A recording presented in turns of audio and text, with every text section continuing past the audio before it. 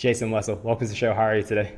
Really well, really well. Thanks for asking. What about yourself? I'm very, very well. I'm excited for our conversation. Really excited to speak on the topic that we are today. As I mentioned to you off air, we've gone through a lot of mindset stuff, a lot of productivity stuff, I should say, but never touched on the topic of procrastination. So I feel like this is going to be something that a lot of the listeners are going to take so much value away from. And also, it's going to be a topic that I think we can all on some level relate to as well. So with that being said, before we do dive into the depths of our topic, can you give us a little context about who you are and what it is that you do? Yeah, Dr. Jason Wessell, not a medical PhD in procrastination, if you believe it or not. A lot of the time, whenever I met people at pubs, I was doing the PhD on procrastination. They were like, "Hey, you finished yet? You finished yet?" So I think I finished early just to like spite those people. PhD research was experimental on how to reduce procrastination, how to measure it better, how to predict it better, how to reduce it, kind of all in one fell swoop. But that was all within the discipline of psychology. So I'm also a psychologist. I'm a practicing psychologist. I help people with procrastination of all the different manifestations that procrastination can come out with. And I do a lot of work specifically in procrastination around behavior change and weight and other health related behavior change as well. I've been doing the private practice psychology for about 3 years. The PhD was, I don't know how many years, like 4 years before that as well. In all, I've been going quite a few years, published a couple of papers, built an app, have a website that is I chronically procrastinate on putting more content on. But that's it. That's about me. It sounds like you've been busy during the different bouts of your procrastination over the years, and I'm keen to roll the years back even further. Is this always something you've been interested in? And I can't imagine that someone's thought, as a 5 or 10 year old child, I don't ever get to do the things I want to do. Let me go down the route of taking a career here. Was it always something that you wanted to do, or was it something you adopted a little bit later in life? I was never really a big procrastinator.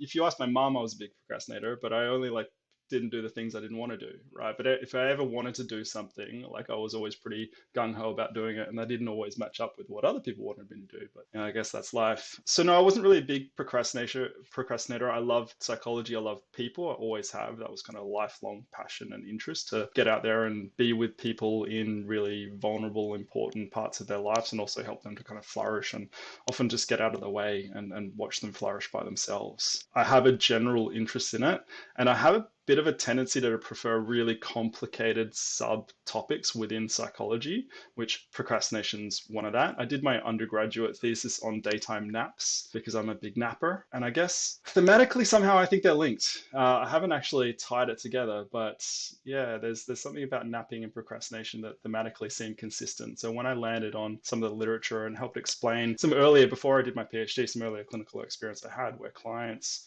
I'd work with, they in session, we'd talk about a plan. They knew who they needed to call, what they wanted to say, when they were going to do it. They scheduled in their diary. They left the session going, "Yep, I'm 100% confident I'm going to do it." And then I'd see them a week later, and they wouldn't have made the call. They wouldn't have done the thing that they said they were going to do. And I was really frustrated by that for a long time, kind of clinically, before doing the research. And it wasn't until I read some of the literature on procrastination that I kind of connected the dots. Not just that I kind of knew that descriptively they were procrastinating, but I didn't know why. And the research that I came across kind of laid out a bit of a really compassionate, kind, I want to say like a segmented model for how to understand the underlying mechanisms of why that actually happened, and therefore where and how to intervene. And I also kind of, through the earlier clinical work, adopted a bit of a philosophy of like, this is so common that it's kind of endemic to the human condition. I think we all do it to some extent. And when people are really suffering, we seem to do it even worse. So it can take a really, or create a really negative spiral, destructive spiral. I guess I had that background that seeded the interest that when I came across the literature and I was kind of reading some concurrent things and had this like interesting experimental design in the back of my mind, and the stars aligned. And so that's kind of how it all came together, with partly the clinical interest, partly like loving the complexity. When I was doing research on napping, people used to talk to me about napping all the time, and their eyes would light up whenever I told them what I was doing. They always found it really interesting. So I also kind of thought procrastination would be really good to talk to people, because I had colleagues that did really abstract research on stuff that you never really understood. And it was so niche and kind of like, without speaking ill of them, it was like irrelevant to the day-to-day kind of concerns of people. And I really like to be relatable in the stuff that I research and where my interests lie. So stars aligned, here I am, and don't have any plans to stop anytime soon. It's a really fascinating area. Yeah, I'm glad to hear. And I think it's one of those subjects that, like you said, it's has so much relatability. And the beauty of this subject as well is that you can get to grips with something that people really are struggling with and really are challenged by. And you mentioned at first you were kind of a little bit frustrated why people didn't do what you asked them in a way, and you were confused why that happened. I remember having a client some years ago, and for every single personal training session, he would turn up late, like 20, 25 minutes late. And this is for an hour session as well, which he was paying for. And it was bizarre to me. At first, it was a little bit frustrating because they were Sunday sessions. And then after a while, I was like, well, this guy is super kind. He's super respectful of my time and just a generally respectable guy. So I was like, why is he always turning up late? So I decided to do some research myself. And he basically backed up what I saw in that research. I was like, I was doing some research on you because I was curious about why you're late to these sessions all the time. And basically, it says that those who have poor time management aren't really necessarily disrespectful or anything like that. They just have high optimism about how much they can fit into their time and not a very good idea of how long their tasks take. And he was like, that is exactly me. He was like, I plan to leave 10 minutes before to get to our session, and then it's 11:05 and I realize I'm already 5 minutes late to the session. And I think when those type of things click and you realize that these very common problems that people have are nothing really to do with their personality, it's just more something that's like it is to do with their personality, but it's not due to laziness or lack of respect or lack of ambition. It's just a part of their makeup. I think it can be eye-opening. So I'm sure that you maybe found the same about procrastination once you started to do some digging, right? Yeah, for sure. I think like what you're talking about with your client would be like symptomatically kind of looks very similar to procrastination, but I'm not sure I'd really classify it as clean procrastination or the kind of procrastination that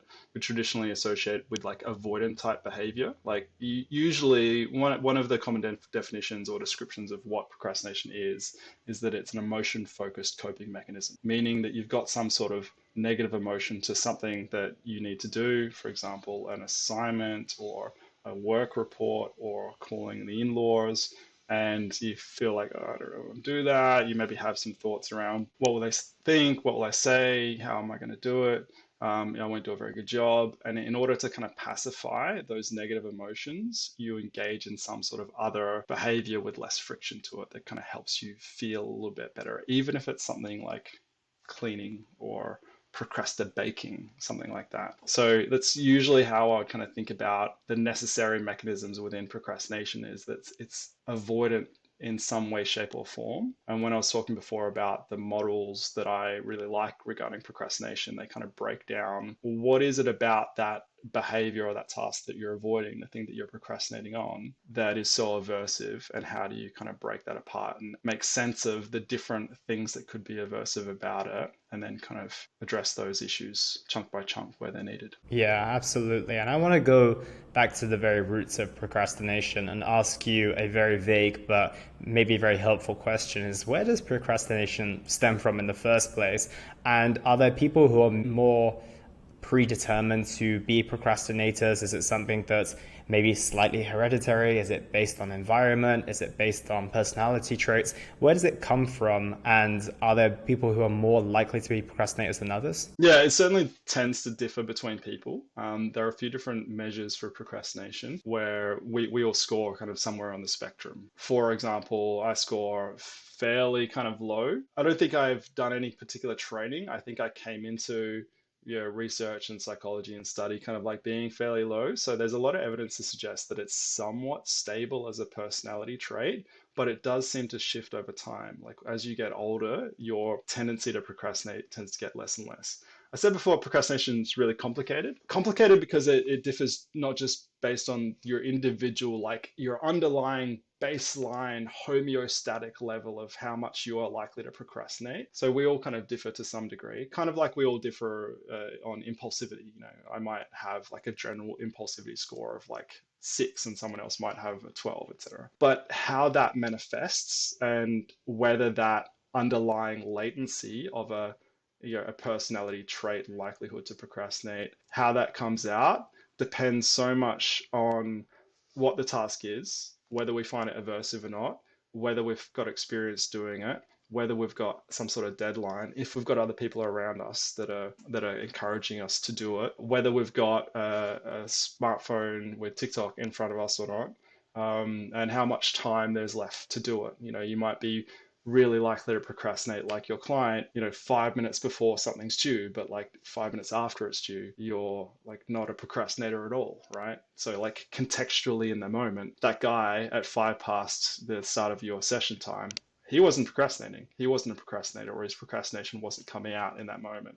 So there's like, it's a really multifaceted beast. And like largely procrastination, I think of as a symptom, and the question really is a symptom of what, and the what changes day to day, moment to moment. In terms of where does it come from, like we all do it. We all do it. I think even I don't know about mammals, but certainly humans do it. And as long as recorded history exists, there seem to be accounts that look like procrastination. And ultimately, we have so many demands on our time, particularly now, particularly digital era, so many demands on our time. We have to be judicious about like what we invest our effort and what we invest our energy into, and things that are emotionally aversive, things that make us feel a bit like, I don't really want to do that, are pretty like attractive candidates to put off. So we do. Yeah, as you mentioned, it is a really multifaceted beast. I don't really think of it from the perspective of how much we can all be on a different spectrum, and also how some of the most self-proclaimed procrastinators become literally the opposite as soon as the moment starts where they have to actually do the task, right? I assume that there's plenty of people who don't follow through and end up procrastinating so much that they miss deadlines and all this stuff. And I have a stat that I want to read in just a moment that really heavily emphasizes that. But it's very, very interesting to think that those people have gone from having completely procrastinating behavior to literally the opposite within a set of minutes once they've realized the importance, or maybe the necessity to be at that thing or to do this thing as well. So I'm very interested to hear the difference between those who maybe are on the super low end of the scale, who barely procrastinate at all, versus those who are on the higher. What's the difference between those two sets of individuals? There's these concepts called active procrastination and passive procrastination. The idea behind active procrastination is that they tend to think, it's also been called positive procrastination, where people tend to think that they prefer the pressure of a tight deadline. And therefore, they kind of put things off intentionally, knowing that I hear that a the lot. deadline's coming, and then they're really going to grind it out, and they can kind of work on adrenaline a little bit. And there's some, I don't even think it's anecdotal. I think it's actual like legitimate research suggesting that there are some benefits of delaying and putting things off. For example, like a lot of this research is done on uni students. I'll use that as an example. You put off a uni assignment until the week of or 2 days before, like you will have exposure to more content specific to the assignment by that stage. You'll also have connections or contact with more of your peers that have already done most of the assignment. You go like, oh, like how did you get over this bit? How did you get over that bit? If you're the first person to do the assignment, you don't get your peer support in the same kind of way. So there are kind of some adaptive reasons why people use that, and it does tend to be very anecdotal. I did some research on active versus passive. Passive procrastination is more of the classic kind of negative procrastination, where you put things off because you're avoiding it, because you have negative feelings. And the more you delay, the more you put it off, the heavier the guilt then becomes. And now you're also kind of avoiding that sense of guilt by doing something else, like playing video games or, talking to friends or whatever it is that you do instead of doing the thing you should be doing. And it creates a really strong downward spiral. And those people do put things off and perform worse on their assignment. They're late to things, and they're kind of generally racked with guilt, right? People that have a bit of a kind of mixed time perception and are often late to things tend not to have the same underlying psychological angst that chronic procrastinators would. Which is not to say that a chronic procrastinator can't also just be easily distracted and be late to things. It's also fairly common in ADHD, so maybe your client had a bit of that going on. Back to active passive procrastination. The research that I did, like I said, that my PhD was really focused on how do we measure it, how do we predict it, and how do we change it. I used both active and passive procrastination measures and was able to determine like who on a trait, on a trait level, so their personality wise, who's likely to be high or low on active or passive procrastination, and then track their behavior over time as they work towards a task. People that scored high in active procrastination tended to not actually put things off when we track their behavior any more than people that were low in active procrastination. So essentially they weren't actually procrastinating. But my theory, and I suppose we need to do more research to understand if my theory tracks, is that those people that talk about using that pressure of the deadline, they maybe just like they amplify in their mind how close or how important the proximity of like when they've got to get it done is, like that last day or two, and they're like, yeah, that's really crunch time, that's really grind time. But their adrenaline maybe kicks in earlier than other people. Behaviorally, they are not that different. They don't do it particularly early, but they don't do it any later than the average person that doesn't particularly register on a passive procrastination scale. So I kind of think it's a bit of a way that even maybe if I'm trying to put myself in someone's shoes that's telling themselves that story that I like the pressure of the deadline, I can see to me how it would be a great way to motivate myself. It's almost like I become more sensitive to deadlines and I'm oversensitive to the deadline. And so while everyone else is just getting started, I'm like, oh, it's getting late. So that's what the data showed. When I talk to people that refer to themselves as active procrastinators, they're like, no, I start like an hour before. Yeah, it's a bit mixed. I still kind of I still get anecdotes of people doing that kind of behavior, but the research on it is really minimal. And we need to kind of do a lot more, I suppose, to pass that out, because the data I collected certainly didn't support that. And I tried very, very hard to try and understand that as a mechanism. Again, part of the challenge of the complexity of it is there's so many different variables. And we've got to track it progressively, like a high intensive data collection protocol over a fixed duration where we're measuring behavior change to a fixed point. So like there's a lot of different things and moving pieces going on. So there's a long way of saying, yeah, like that phenomenon seems to exist descriptively, but it's a little bit more complicated and not particularly well academically understood. And in terms of the outcome of those people, are you saying that basically there isn't too much difference in the results of those people? Would you say that, someone who leaves it last minute to the deadline, yeah, essentially there is very minimal difference between those who leave it really late and those who start early? So if you leave it later, a lot of the actual research on this stuff didn't do what I did. They didn't track like high intensity over time. They just tracked like a submission date or when someone, the really old classic procrastination research is that you snail mail people forms to fill out, and then you get them to fill out a procrastination scale. And when they mail them back, the date you receive it is kind of determined. Well, they put it off, right? So we call them a procrastinator if they were later to submit the form. But there's all sorts of reasons why people might return a form late. And going back to assignments, because there's a lot of research on assignment submission date, there's all sorts of reasons why people might submit late. Going back to that example of, if you leave it to the last day or two, you get more content, right? People like to finish it early and then sit on it for 3 days, right? And then read it again with fresh eyes. So we know that if people put off doing the work or they crunch time do the work later, they tend not to perform as well. And well, they certainly tend to be more stressed. Like that's one thing we know for real certain, that people that start doing it earlier are generally calmer, generally kind of feel more comfortable. People that do it later are more stressed, but also really smart people tend to put things off later as well. Like high performers, it seems to manifest going through school, right? I think it's a bit of like a gifted kid syndrome where they haven't really had to try hard to do work and get good marks. So they keep kind of just like doing things last minute. And then they come to university and they're procrastinators. They kind of put it off and then they kind of realize, oh, I can't do anything last minute anymore. And they have a bit of a crisis of their own identity because they thought they were really smart. Now they think they're not smart because they actually have to work for it. And then they take that behavior into the workforce. So even though they have kind of learned behaviorally while they were in their formative years that it's okay to put things off, they're really smart, so they can actually get decent grades if they do it. So grades as a way to measure performance isn't actually that reliable because there's lots of different things that influence the grades that people get. You can't exactly well, at least I haven't gotten everyone that's got the same IQ, or statistically I suppose we could measure IQ and then control for that, but measuring IQ is quite intensive, so we didn't do that. So yeah, I suppose the only thing that I would say with great confidence that is a consequence of procrastination, apart from long-term research where we know that a high score in procrastination tends to correlate with poorer quality of life, poorer health outcomes. Like people that procrastinate a lot are more likely to put off getting lumps checked, which has a real direct link to their mortality.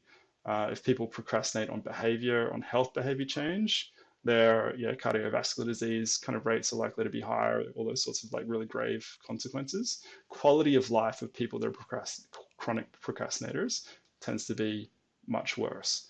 The outcomes of specific events, like I'm procrastinating on this task, am I going to perform worse on that task? There's so much noise and so much complexity in what performance on a task is that it's kind of I don't know off the top of my head a really convincing study that kind of says that. A lot of studies propose it, but when you read them, I kind of question how well those studies were conducted. That being said, there's probably something great out there because it makes sense.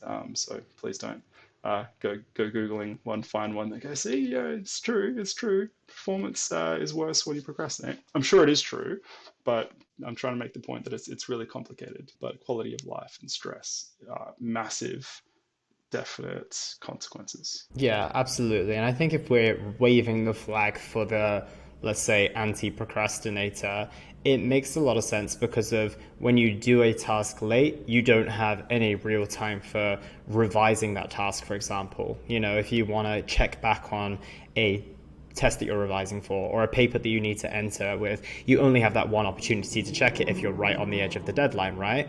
And then if you go down the route of, like you mentioned, putting off something like a lump being checked as well, like the timeline on that can be, as you mentioned, the difference in your fatality, to be completely honest. So realistically, even if you maybe think that you perform incredibly well, you don't have that opportunity to double check. You don't have that opportunity to have the guarantee of extra time. And that sometimes can be incredibly detrimental as well. So I think we can wave the flag both from a productivity standpoint, even if it's just to check the performance of your work, but also check that box from the perspective of not having enough time to treat something that could actually be super, super detrimental as well. And I want to read out a part of your article that was really, really interesting to me. And you mentioned chronic procrastinators. Chronic procrastinators are less likely to be in permanent employment and earn around $14,000 less than their more productive counterparts.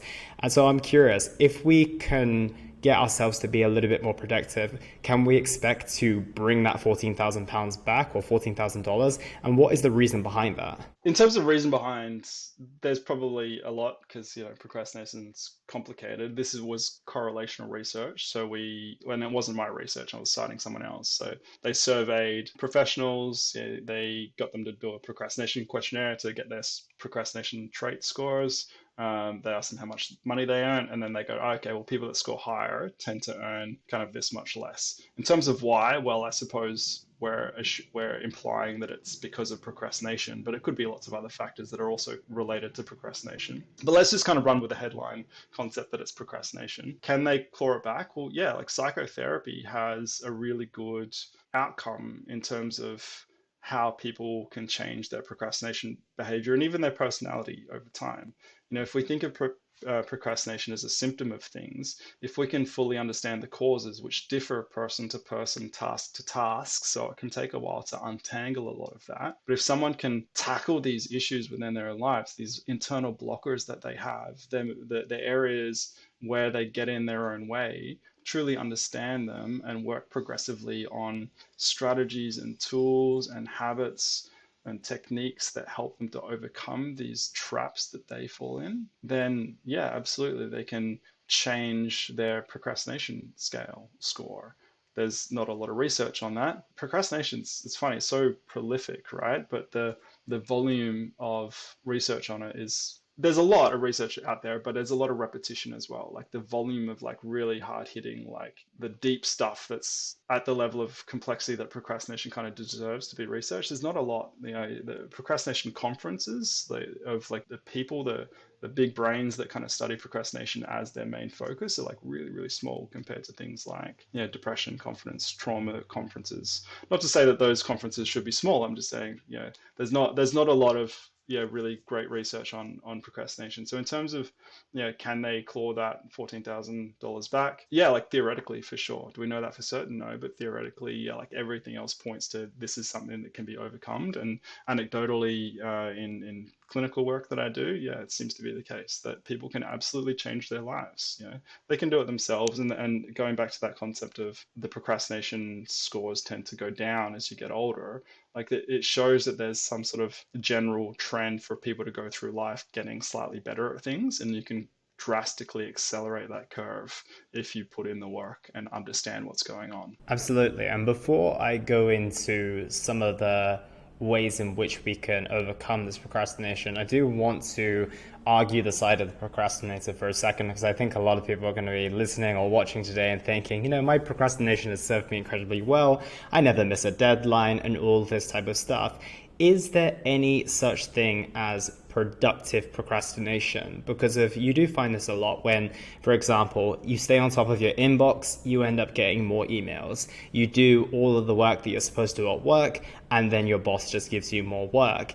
And then there always seems to be this endless to-do list because you're almost a victim of your productivity. Whereas the person who maybe just does just about enough in order to get their boxes ticked, but not do any more than that, then ends up doing, a sufficient amount of work, but doesn't actually end up doing the extra work that those who stay on top of their stuff and are incredibly productive have to end up doing. Is there an argument for productive procrastination? Yeah, I think to an extent, right? But I don't even know that I would classify productive procrastination as per the definition. I've got like a four circle Venn diagram for the definition of procrastination. Maybe I can send it to you. At the center of this four, so the four are you've got to delay something. That's kind of integral to procrastination. I think we would all agree with that. You've got to have some sort of volition or control that, like, it's not like someone's holding a gun to your head, stopping you from doing the task. It's not like you got in a horrible car accident on the way to doing a thing and that's what caused the delay. So there's got to be a degree of your ability to actually control the delay. You've got to actually want to or intend to do the task, right? Because even if you could, like, I could do the dishes, like I have control over doing the dishes, but I'm putting them off, but I don't really intend to do the dishes right now, right? Like I'm strategically, I suppose, delaying the dishes. And the fourth circle is that you've got to expect that that delay will cause you some harm, that you are going to be worse off for putting it off, right? So will I be worse off for putting it off? Well, my wife gets home from her circus class, yeah, in like an hour or two, will she get upset at me? Like, she probably won't. She probably won't. She's very nice. So, I don't really think that I'm procrastinating doing the dishes. But if you asked, going back to, I was talking about my mum before, right? My mum would skip over my own internal experience, my intent and the expectation of harm that I have, and be like, "Oh no, Jason, you're putting this off. You're procrastinating." I'm like, I think it's fine. So going back to what you were talking about, I think I'd call that more like strategic delay, right? Like if people are putting something off but have never submitted something late and don't really feel particularly hard done by, we all have to triage the tasks in our lives and prioritize. And I mean, how is what you described different to kind of time management in relation to your preferences compared to procrastination? Yeah, that's a fair point. And I would come back to the point of you saying like the performance might not be any different, but what we can say is that you're going to be healthier, you're likely going to be wealthier, and you're likely going to be less stressed. I definitely stole that from your article.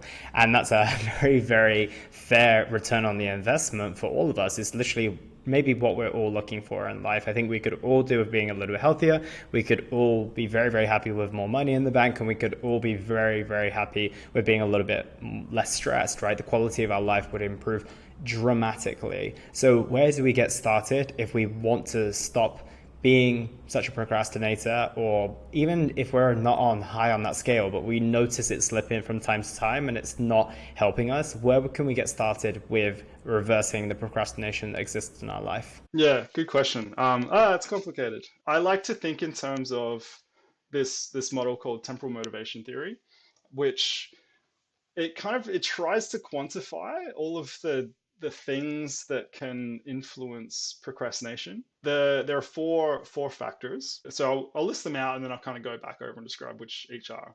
So there's expectancy, about your, like, whether you expect that completing the task will help you towards whatever goal.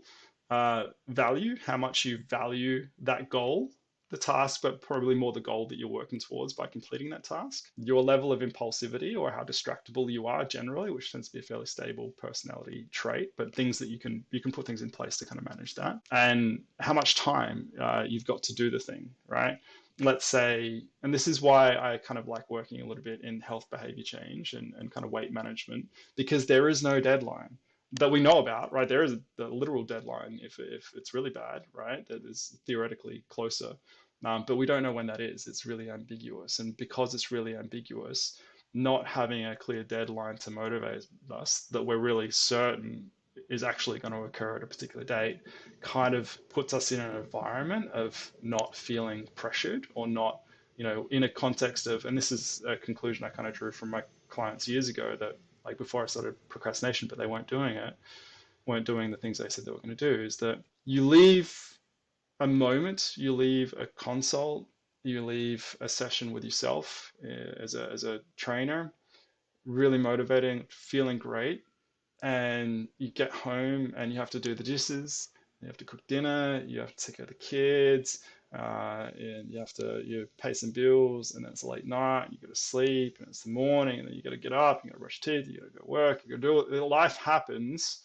right? And life's busy, and things are kind of stressful. There are demands in our time, and that motivation and that clarity kind of just dissipates. We lose that momentum. We kind of lose that inertia, even if it's really important to us, which goes back to the kind of value element of the temporal motivation kind of theory.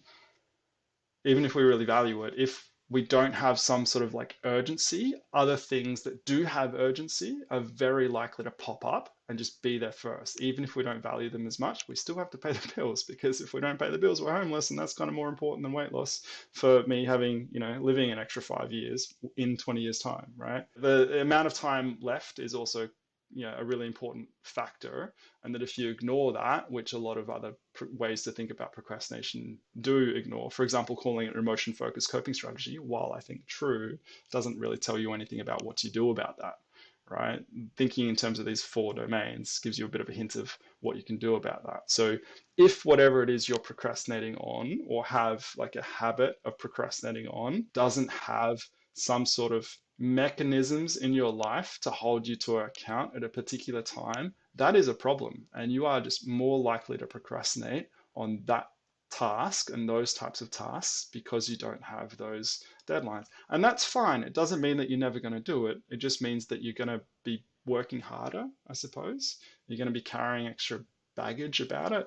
You're going to be kind of swimming upstream, and you don't have to. If you wanted to make that a little bit easier, you can prioritize thinking about, okay, well, I don't have anything to kind of motivate me to do it sooner. There are other strategies as well, and I'd suggest kind of, considering a few of them. But I might consider, if again we're talking about health related change, signing up to a 30-day challenge, or kind of roping in my friend who I know has recently had kind of heart issues. And frankly, he's not very motivated either. And so maybe I can motivate him and he can motivate me, and we can keep each other accountable. But we also have to think about, like, what are we doing here? Like, and when are we doing certain things, and why? So that's where it has to kind of work in concert with the why and the value, going back up to that kind of the second element I mentioned. If you don't really care about it, you're very unlikely to do it. Even if it's really, like, going back to even the definition of procrastination that I cited, if you don't intend to do it, or if you don't particularly expect not doing it will cause you any harm, whether that's stress or lower performance or lower money, then why do it? Like, it doesn't make sense to do. There's too many things to do. Why do the thing that you don't value? Like, and if you think, I think it's very tempting to think of value in a binary term of like, do I value it or do I not value it? But I don't think that binary view of value is really that consistent with how we experience life. So, because I value a lot of things. If I gave you a list, which is a very common kind of psychological process to determine and clarify your values, and you give you a list of 50 values, and you probably could tick all of the boxes because they're things like family and friendship and romance and curiosity. You're like, oh, I like all of those things. I value them all, right? Going back to like, I value paying bills. I value kind of losing weight, right? You value losing weight, but how much do you actually think about what life would look like in 5 years' times if you don't? Or if in 5 years' time, if you do? Most of us have those moments in life where we have a real epiphany or a wake up call, and we get this kind of flood of a vision of like how much we actually value it and how much we actually care about it, right? Like I kind of think of it as a sunset moment. Like you ever kind of at the beach watching the sunset and just like, wow, this is like what's important in life. Like I really need to like fix my stuff up. I really need to do this. And like, yeah, bills come up, but like I get too distracted by them. I really need to focus because like I'm not living the life I want to live. Like the life I want to live is there, and it's almost like I can reach it. I just need to go for it. You don't feel like that every day, but you can, or you can sample from it. Like it's probably a bit dysfunctional to feel like that every day. You wouldn't get any bills paid, right? But like you could tap into that intentionally, right? You could a gratitude journal, but like, or something I refer to as mental time travel, right? I said before, like, what would life be like in 5 years' time? That's mental time travel. Just instead of gratitude journaling every day, or in addition to gratitude journaling every day, give yourself a moment to think about like, what's one feature of my life that would look like, that would be different if I did this versus if I didn't do this, right? And that just keeps that little piece of your sunset moment alive within you. And if you do that, just like if you install kind of milestones and deadlines, right, by accountability friends, doesn't mean that you're going to not procrastinate. It's not a guarantee, but you're kind of stacking the odds back in your favor because you're like, no, this is really important to me. And that like my knees, I'm getting older, and like this is real story. Today we bought a new mattress for our bed in the spare room because I was sick on the weekend. So if I'm a little bit like congested, apologize. Sick on the weekend, slept in the spare bedroom, and it's our old mattress from like before we had our kid, lumpy as all get up. And I threw my back out sleeping.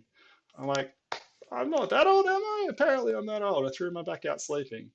So like, but if I don't take care of it, and that's a good signal to me that maybe I should do more yoga. If I was fitter, perhaps that wouldn't have been an issue, right? But those things happen more and more as you get older, right? So you can always tap into that sense of value of like, well, what's actually going to happen for me if I don't do this, and what do I want my life to be like? Because I can make my future selves lives easier by choosing differently now. Skipping back around, interrupt me at any point. I've got two more to cover. No, I love it. I just want to interrupt on that point here. And what you're basically saying, I love that time travel concept, that mental time travel concept, in the sense of saying, like, you're doing enough to remind yourself of ultimately where you want to be, but not so much that you're kind of delusional to the point where you don't do what you need to do on the day, right? It's enough to say that, okay, I maybe need to add in one yoga session per week because my knees are not in a good place, or my back is not in a good place right now. However, I don't need to go spend 6 months in Thailand doing a yoga course and become a yoga instructor, right? It's like trying to rein yourself in based on the different values that you have in your life and the different priorities as well. So yeah, I really like that, in the sense of just having that reflection point of saying, okay, this is important to me, but I need to balance this out with the other priorities in my life. And I also have to have a healthy sense of where I want to be, but not get too lost in that I then invest my entire life in it, right? And you can probably, yeah, like you can probably start to imagine what my research was, right?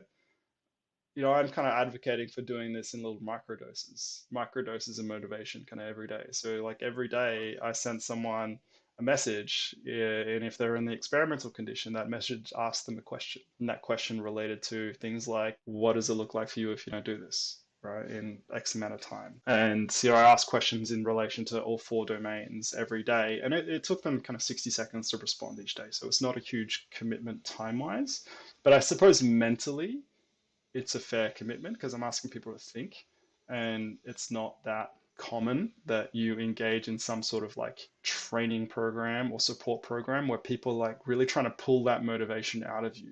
Like a lot of motivational programs like push like, yeah, just like do this and give advice, which is important because you kind of need to know what to do, right? But in terms of motivation, like people have a lot of answers within them, and their answers are really bespoke to them and really personal and really meaningful for them, right? And so asking them those provocative questions that get them thinking in those domains, theoretically, and my data supported that if they do this, they delay less. They got to get onto things sooner. They procrastinate less. And kind of my theoretical understanding of why is where we're kind of stacking the odds back in their favor, removing some of that friction. We're kind of elevating these domains that otherwise, if they're low, would kind of get in the way and add friction to how easy they will find summoning the kind of motivation to start taking those small steps towards what they want to do. So yeah, like you don't have to go to meditation retreats, or meditate for 3 hours a day to stop procrastinating. I think there are kind of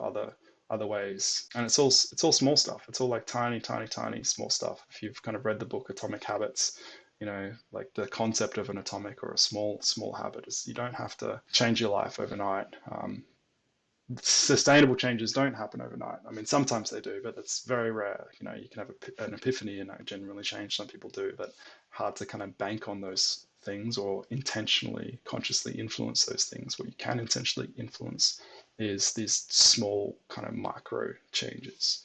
And if you're kind to yourself, if you don't push yourself, if you learn from it, if it doesn't work, right, or you take a misstep or you go backwards, right, because you tried something and it didn't work out for you, that's cool. Like you didn't actually go backwards. You're bigger. You learn. You know that now. You know that didn't work, and you can, if you really look close at why it didn't work, you might have a clue about what might work instead. So there's kind of like a philosophical frame of acceptance of oneself that seems to also reduce the friction and unlocks an ability to progress, right? I was listening to a lecture on Carl Rogers, who's a really famous humanistic psychologist. Humanistic being like is all about the human, the person, right? And love for people, acceptance and care for.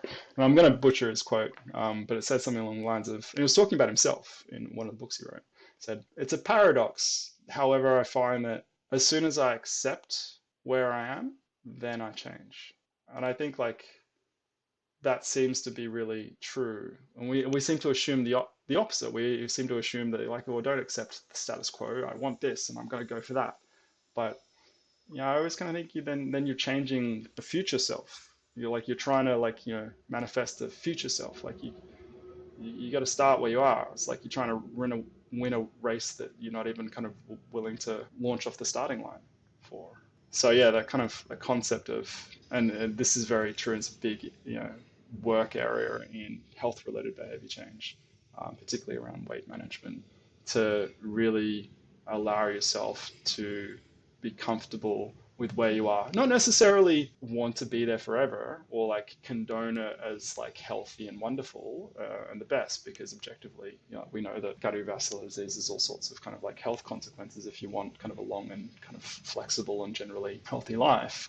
Sometimes that's not, people aren't in best shape for that, but you need to some extent kind of accept that you're starting where you're starting, and pining for something else is kind of counterproductive to shifting and moving. Yeah, I was just going to say, everyone has this idea that maybe acceptance means passiveness, but I think it's not necessarily that whatsoever. It's more the sense of saying, okay, I understand who I am on this very, very deep and honest level, but that doesn't mean I still don't want to change these things. It doesn't mean I don't want to explore a potentially better version of myself. It's just saying, well, actually, if I do want to run that marathon, I need to be honest that I barely go out for 1 or 2 runs a week at the moment. So if I'm honest with myself and recognize that I'm not consistent, that doesn't mean that I'm never going to get out for my runs. It just means that, okay, well, right now I'm only doing 1 to 2 a week. And realistically, if I'm training for a marathon, I need to be doing 3 to 4. What is the gap that's missing? Is it me being a little bit lazy? Is it a lack of motivation or why to be doing the thing? Is it because I'm stressed and other things are more of a priority right now? But once you get to that point of acceptance, I think you're absolutely right. You'll then able to say, well, yes, this is the reason, and now I can move towards actually what the problem is here, rather than wishing about where I want to be, right? Yeah, absolutely. A second that I've noticed a lot, there seems to be this kind of default assumption that acceptance of self means that you're kind of condoning it, or that you're comfortable, or that you don't want to change. And that's not necessarily true. It's just about honesty, right? It's about looking yourself in the mirror and kind of not shying away and not kind of rejecting or minimizing kind of what you see. And I think it's also something that you do every day, because quite often we can set aggressive goals for ourselves.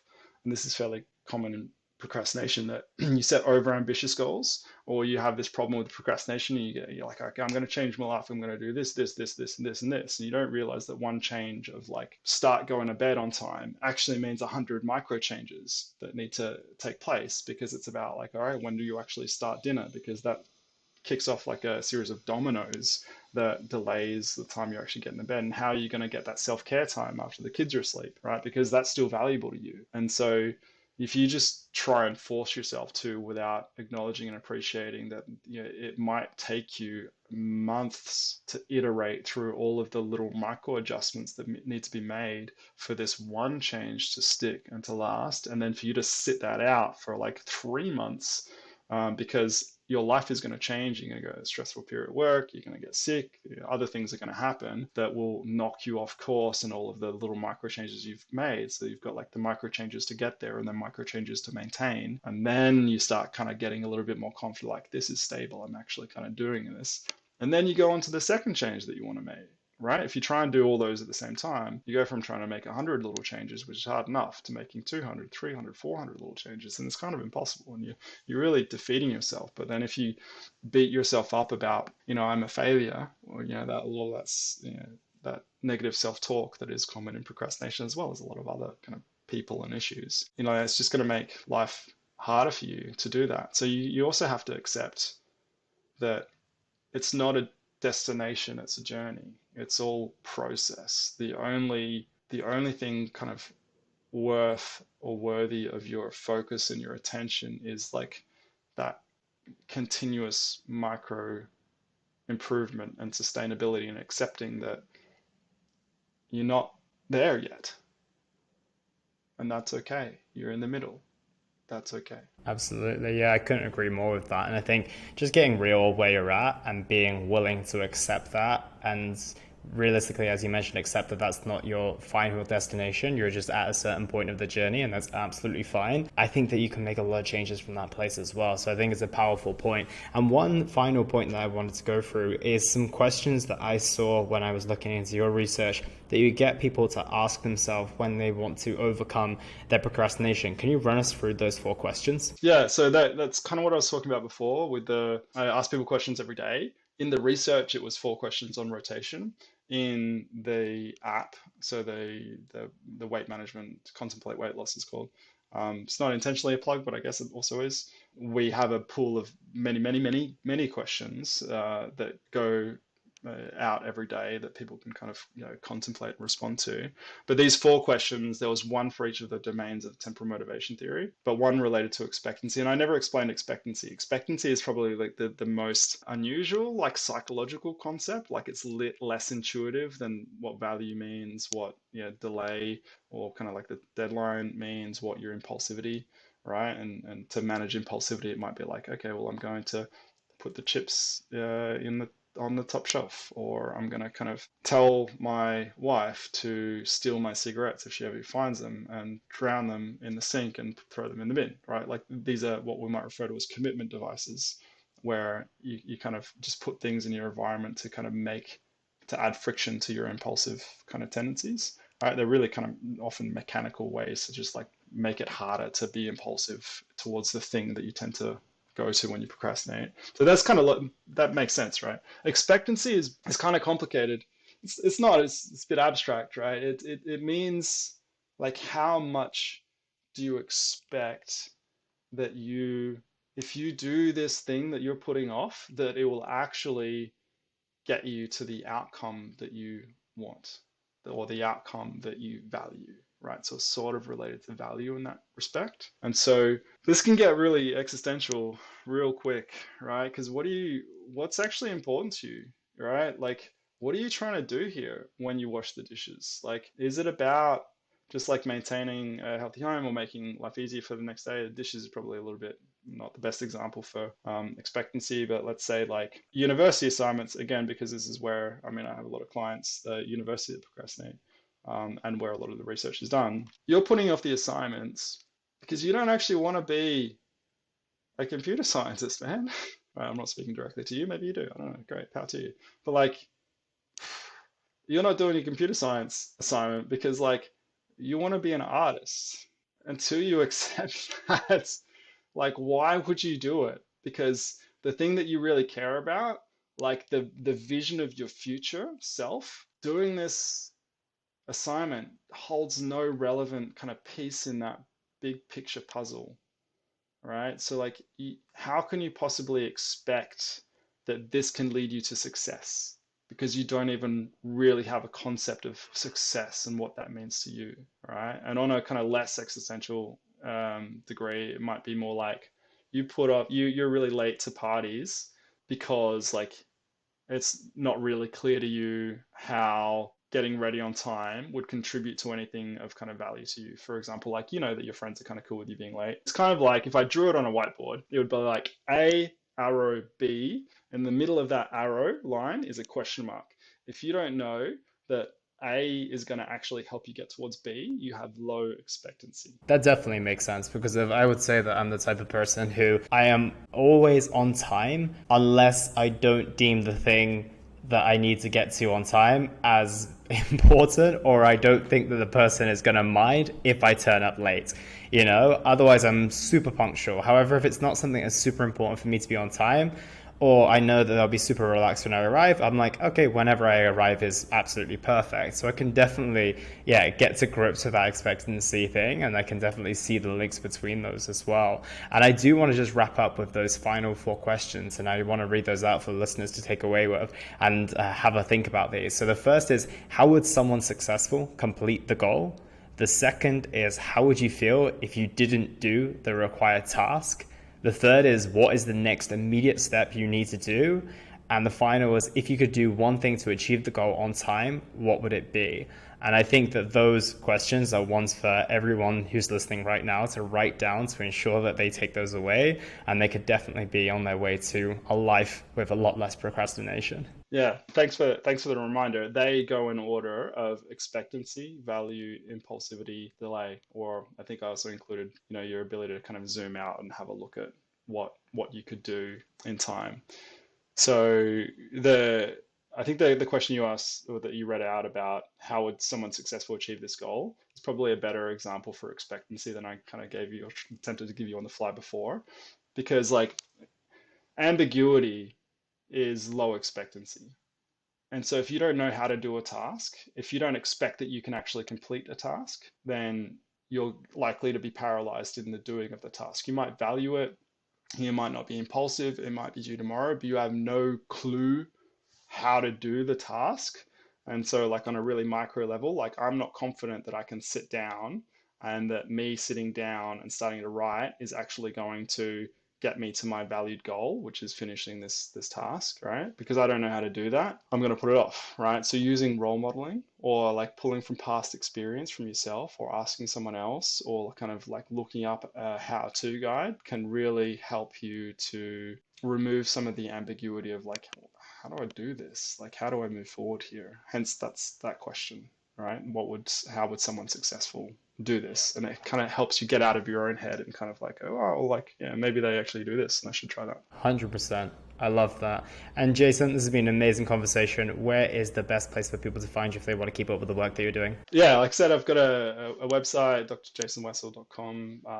It's chronically procrastinated upon. It just tends to be like the lower priority as I have, clients and apps and other things. But I do have some stuff up there. I've got procrastination scale up there, so you can kind of test yourself and you get a report and it'll kind of measure you on the bell curve with some kind of indications of if you're high, medium, low, and kind of what impact that might have on you. I also have the app contemplateweightloss.com available on all good app stores. If you've got kind of weight management related procrastination behavior and you want to kind of sample what it feels like to really invest motivation and have that kind of pulled from you as you kind of like put it into some sort of response. Just a minute a day, to, if you want to experiment with and get a sense of what that feels like to do, that's kind of available as well. Perfect. Jason, this is amazing. Thank you so much for your time. Cool. It's been a pleasure. Thanks, Elliot. Really appreciate you having me.